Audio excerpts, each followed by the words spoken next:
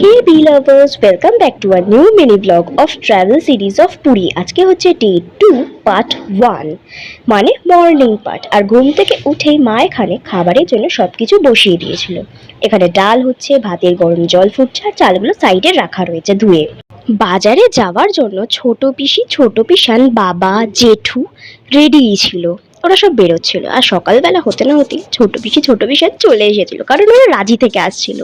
আর আমি ততক্ষণে Thums up আর ফিউজটা enjoy করে নিচ্ছিলাম। যথারীতি দুপুর হয়ে যায় আর আমরা সমুদ্রে যাওয়ার জন্য রেডি হয়ে যাই।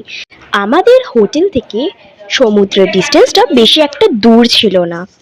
এই মার্কেটটা দিয়ে যেতে যেতে সমুদ্রে যাওয়া যেত, আর মার্কেটটা না খুব সুন্দর ছিল, অনেক দোকান ছিল। যথারীতি আমরা সমুদ্রে পৌঁছে গেছি।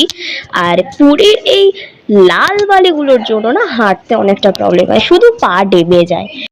মাম্মাম সমুদ্রে নামেন, কারণ মাম্মাম বিচে দাঁড়িয়ে আমার ব্লগের জন্য সব ভিডিওগুলো নিচ্ছিল। আমি, সোনাদি, ছোট পিসি, পিসান, বাবা, জেঠু সবাই মিলে জলে নেমেছিলাম। আর মাম্মাম বিচে দাঁড়িয়ে আমার সব ব্লগের ভিডিও, পিকচার সব কিছু তুলে দিচ্ছিল। মাম্মাম যদি না থাকতো তাহলে এগুলোর কিছুই উঠতো না। পুরো ক্রেডিটটাই মাম্মামকে চাই। তারপরে আমরা ক্যামেল সাফারিতে যাই, আর সেটার ভিডিওটা আমার কাছে ছিল না, কারণ মাম্মামও আমাদের সাথে ক্যামেল সাফারিতে উঠেছিল।